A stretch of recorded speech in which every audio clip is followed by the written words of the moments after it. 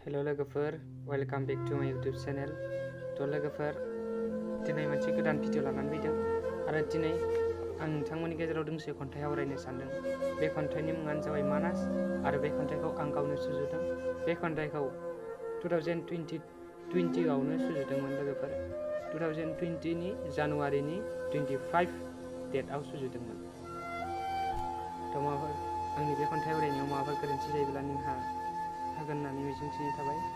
तो फैदो बिदिब्ला खन्थाइखौ आवरायनोसै।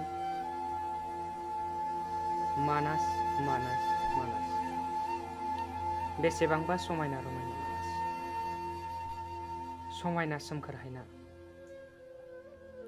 गोथां गोथां बिलाइ, मोसा लख्रा गान्दा मैदेर, थायो गोबां जिब जुनार। बेसेबांदि बुहुमाव मुंदांखा मानास हाग्रामा। जार्माननि फरेननि सुबुंफोरा लाङो मानास हाग्रामानि जिब जुनारफोरखौ फट' सेबखांनो।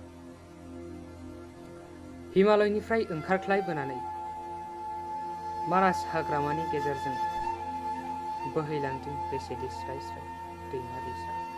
तो बेनोमोन खन्थाइया लोगोफोर।